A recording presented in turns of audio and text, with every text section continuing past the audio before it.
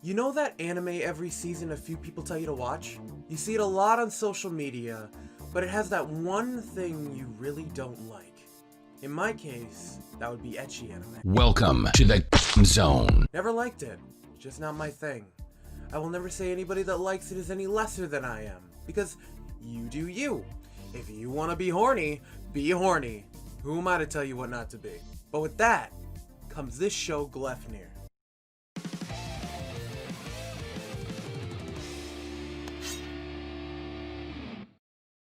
Just to get it across, I'm writing this before I watch Gleipnir, but I'm just gonna say what we're gonna do today. I will be watching just 3 episodes of Gleipnir, give my thoughts and opinions, and make a decision. Do I complete it, put it on hold, or do I drop it? Let's find out. Gleipnir is a manga created by Sun Takeda, published in Kodansha Seinen Manga Magazine on October 6, 2015. The anime began April 5th, 2020, and to a decent acclaim.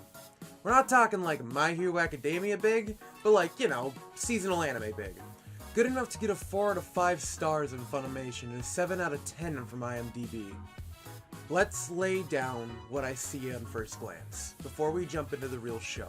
First off, there's that ecchi genre right there. As I said before, I'm not really a fan of. But if the story's good enough, I'll ignore it. Good enough story, good enough action, good enough characters can honestly solve any problem. Unless your animation is shit. Looking at you, Berserk 2016. Amazing legendary story, you had to fuck it up! From the promotional images that I've been seeing since it came out, apparently it has a dark vibe, which I really like. I'm a huge fan of thriller, horror, action anime. The more gore, the better. So from what I see, there's 3 main characters, and a weird mascot costume. That's different. Is this thing like a dumb side character like Happy from Fairy Tail or Teddy from Persona 4? Maybe the costume's like a really cool item that gives people like that go inside it powers, kind of replacing the coolness with goofiness. It also allows them to fight whatever is in this show. The characters look generic and bland. You know, like there's Shinji, Titty Lady, and Toka from Tokyo Ghoul with a hat. I'm gonna be honest. I don't even know what the supernatural element to this could be. Do we fight mascots? Is Freddy Fazbear gonna come in and square up with the main character?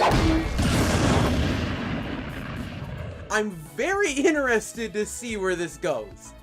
From outside looking in, with visuals alone, it just looks like a generic what the fuck did I just watch kind of show.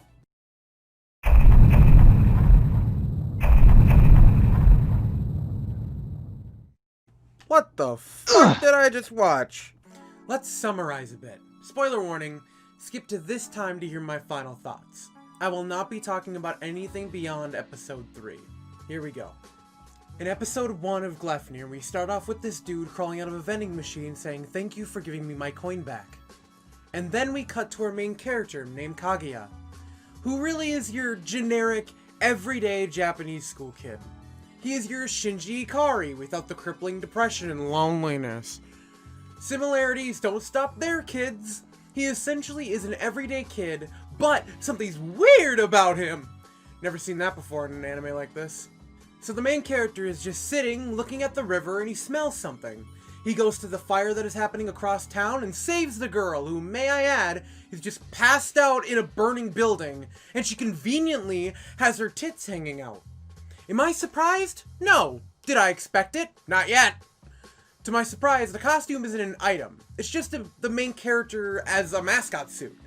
If you would have told me before watching this that this anime was about a kid transforming into a giant dog mascot, I probably would have never even thought to touch it, because that concept sounds dumb and weird at face value.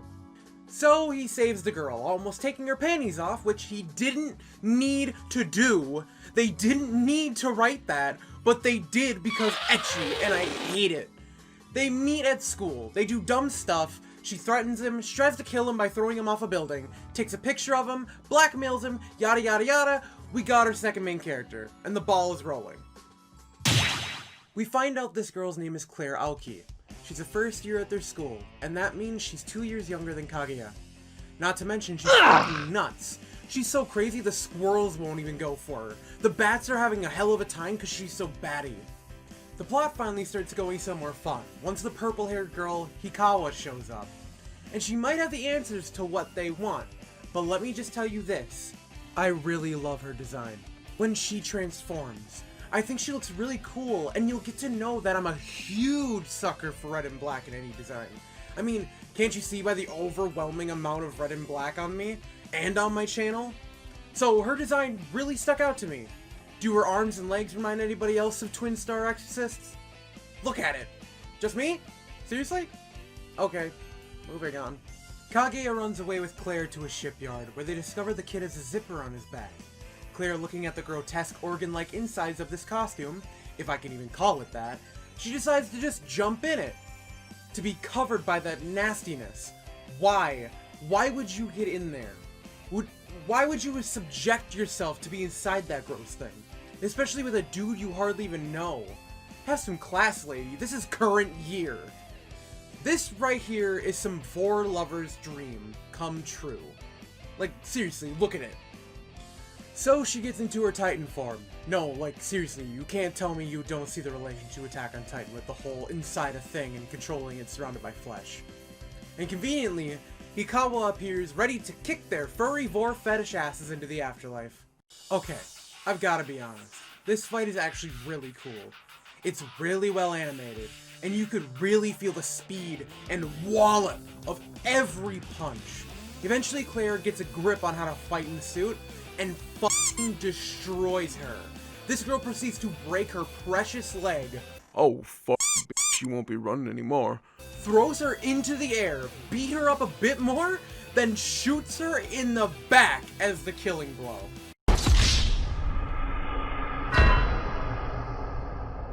And there goes the only character I thought genuinely looked cool, which really bummed me out, but I've been in this situation before.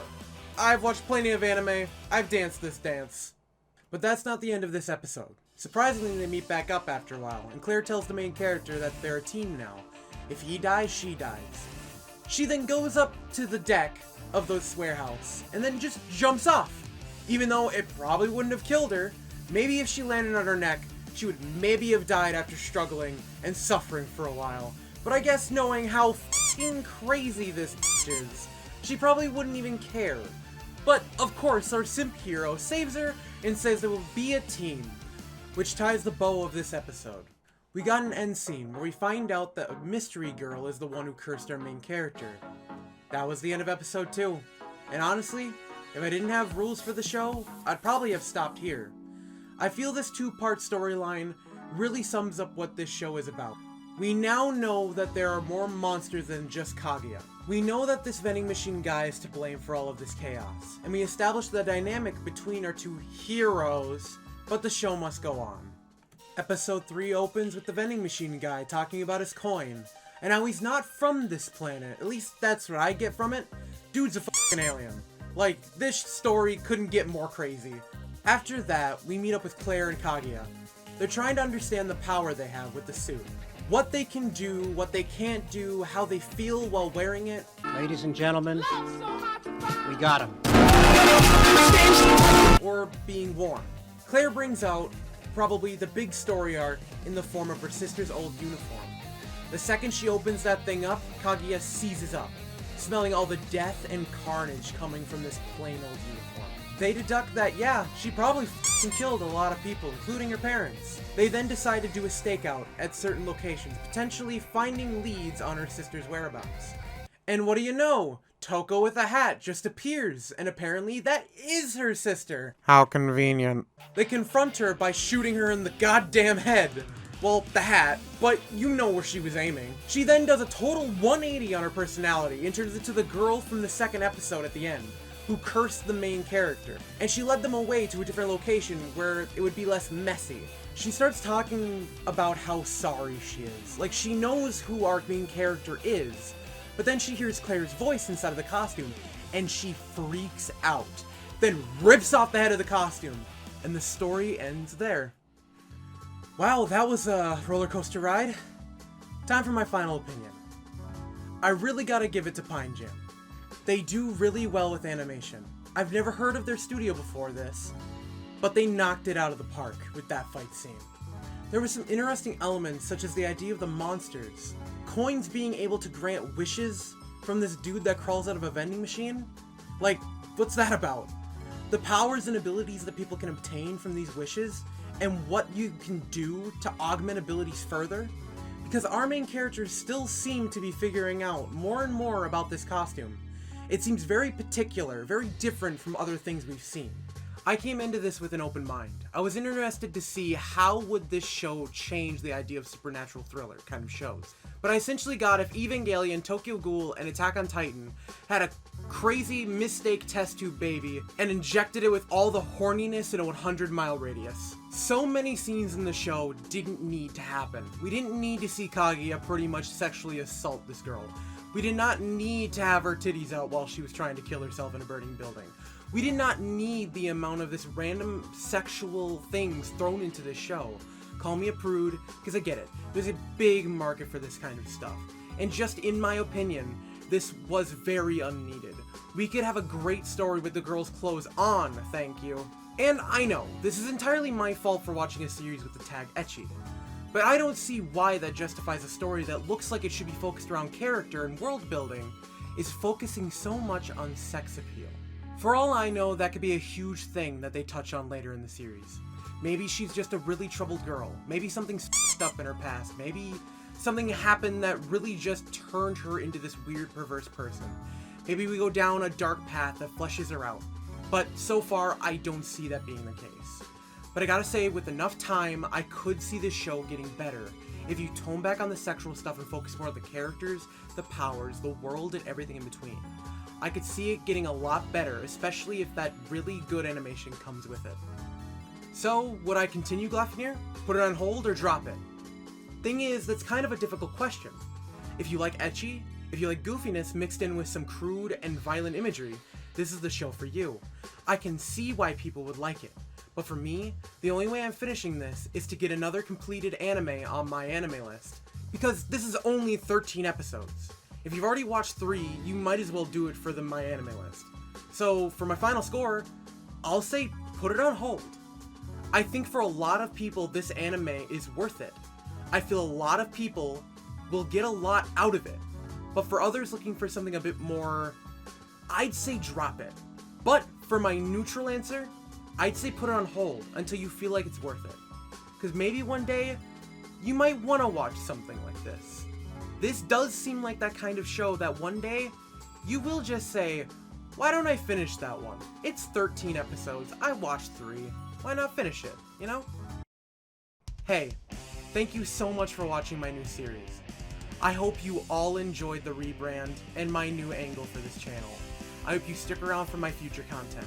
With that, I'd like to give a special thanks to my friends. Kait L.B for all the art, ChrisRWS for the intro animation, TrevZ for my logo, Kyle Brook for all the music you've been hearing, Spikey Belmont and PinkoJunko for the editing, Zach Konohamaru for looking over my script and proofreading, and all my friends that got me to this point.